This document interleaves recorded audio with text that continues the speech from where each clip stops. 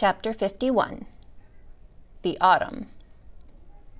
The days were getting shorter, the air was getting crisper, and one morning Roz walked out to find a layer of frost in the garden. Autumn had come to the island. The tree leaves, which had been green for the robot's entire life, turned yellow and orange and red. Then they let go of their branches and floated down to the ground, and the forest gradually filled with the sounds of creatures scurrying through dead leaves.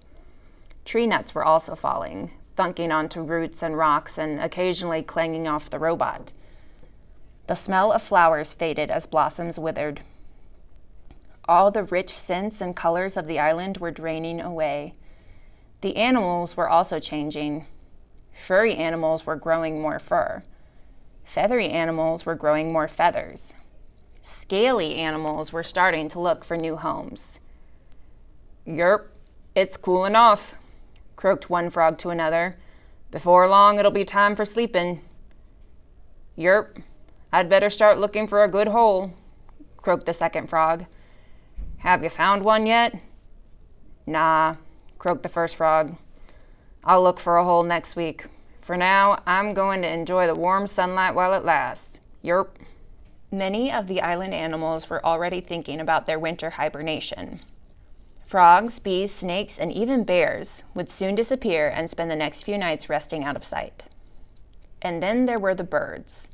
Some birds, like owls and woodpeckers, would spend the winter nesting and eating the island's few remaining edibles. But the migratory birds were preparing for the long journey south to their warm wintering grounds. And among the birds destined to leave were the geese. Chapter 52. The Flock. Brightbill slowly waddled into the nest. He had a confused look on his face. "Mama, the other goslings said that we have to leave the island soon, and we won't return for months and months. Is that true?" "That is true," said Roz. "You know that geese migrate south for the winter." "Will you migrate with us?" said Brightbill. "I cannot fly or swim, so I will spend the winter here on the island." "Can I stay with you?" "I do not think that is a good idea. I think you should migrate with the flock." "How long will the migration take?" said Brightbill. "Where will we fly? When will we come home?" "I do not know," said Roz. "Let us go ask the others." And so the robot and the gosling walked around the pond to where Loudwing and her friends were chatting. "Hello, everyone," said Roz. "Brightbill has some questions about the flock's upcoming winter migration." "And we'd be happy to answer them," said Loudwing. "What would you like to know, little one?" "How long will the migration take?" said Brightbill. "Where will we fly? When will we come home?" "It'll take us a couple of weeks to fly south," said Loudwing, "depending on the weather. We'll join other flocks at a beautiful lake in the middle of a great, sprawling field," said another goose. "And we'll come back to the island after 4 or 5 months," said someone else, "depending on the weather." As they walked back to the nest, Brightbill said to his mother, "Lately I've been feeling this strong urge to fly. Not just around the pond or the island, but to go on a long flight. A journey." "Those are your instincts," said the robot. "All animals have instincts. They help you survive." "Do you have instincts?" said the gosling. "I do have instincts. They help me survive also." "My instincts are definitely telling me to fly south for the winter," said Brightbill. "I just wish you could join us. I'm going to worry about you while I'm away." "Do not worry. I will be fine," said Roz. "How bad could winter be?" Chapter 53. The Migration. Was the night before the migration, and Brightbill was sleeping fitfully. Roz watched him toss and turn until he finally crawled up into her arms, and she rocked him to sleep, just like the old days. Early the next morning, Brightbill waddled outside and looked at the pond. The water was perfectly still. A few lazy clouds drifted above. Geese were already gathering by the beach. And then Tiny Claus scampered down from the treetops. "So today's the day, huh?" said Chit Chat, perched on a branch. "You're going to see so many new things and meet so many new animals, and if there are any squirrels at your wintering grounds, please tell them that Chit Chat says hello." "Today is the day," said Bright Bill. "The flock will be leaving soon." "Are you excited or nervous or scared?" I'm all of those things," the squirrel whispered. "Well, don't worry about your mother. I'll look after her so you know she'll be perfectly fine." Bright Bill smiled. "I am afraid it is time to go," said Roz as she stepped out of the nest. "Okay, Mama," said the gosling. "See you in spring, Chit Chat." "Have a nice migration, Bright Bill." The squirrel scampered back into the treetops. "Come home with lots of exciting stories, but not too exciting because I don't want anything scary to happen to you. Goodbye." Geese were honking with excitement and hustling around as they made their final preparations. Several of the fathers huddled together, discussing their flight plans, while the mothers took a head count. "There you are, Bright Bill," Loudwing honked from the middle of the crowd.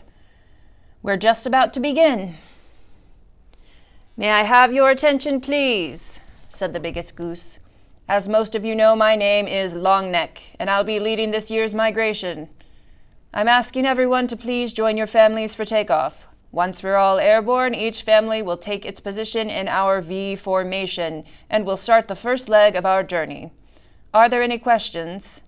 "I have a question," came a booming voice. "My son will not have any family with him.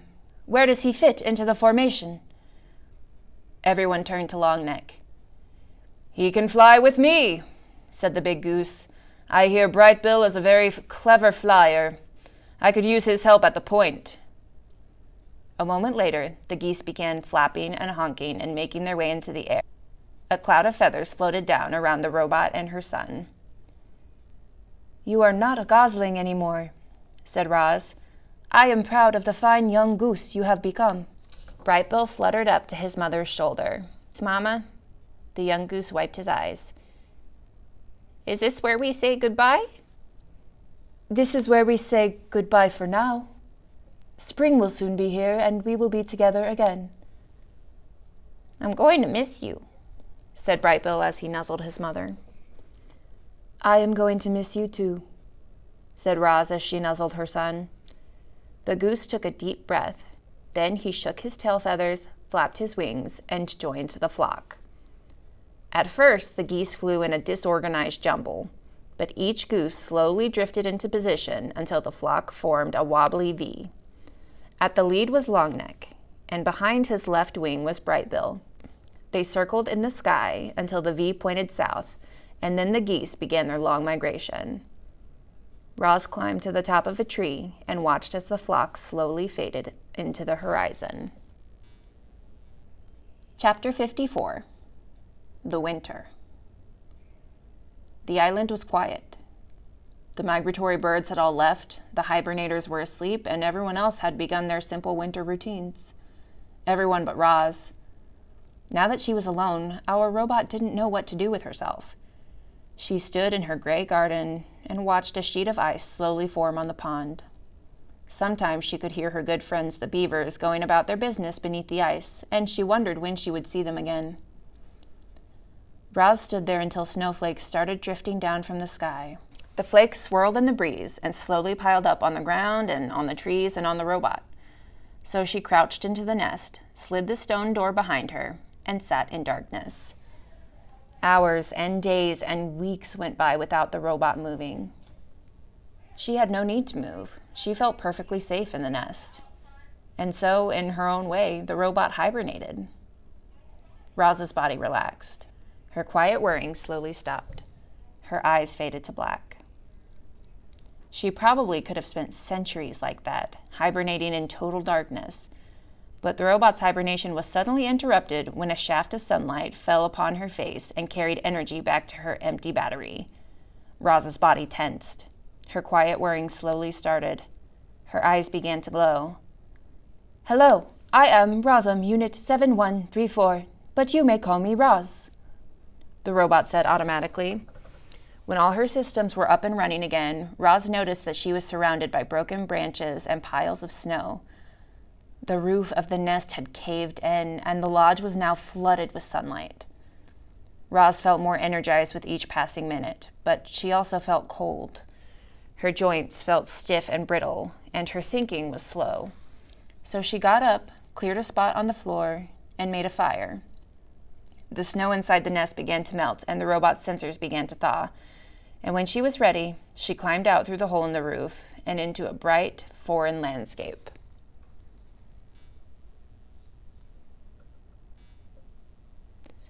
The world Roz had known was now covered in a thick layer of snow.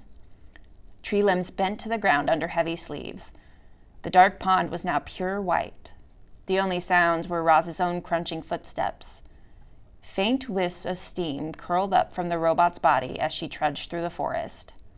Roz plunged a hand into a lump of snow and pulled up a long stick.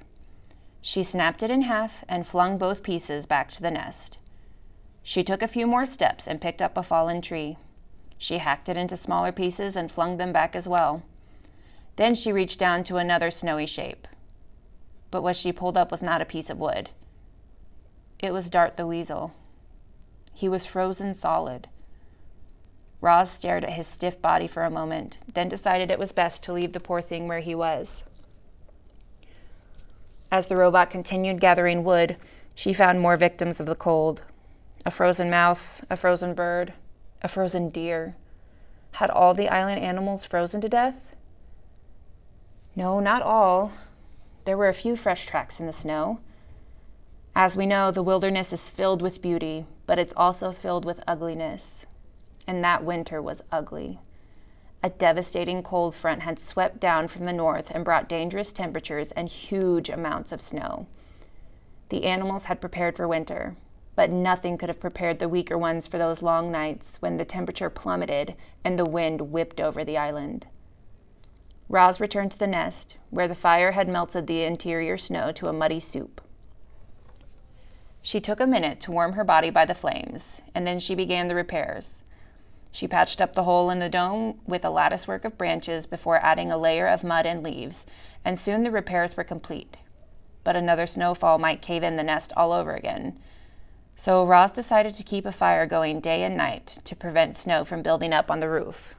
The robot brought in load after load of firewood, and each time she went outside, she was reminded of the frozen weasel and mouse and bird and deer. How many other frozen animals were hidden beneath the snow? Before going in for the night, she called out to whoever was listening. "Animals of the island, you do not have to freeze. Join me in my lodge, where it is safe and warm."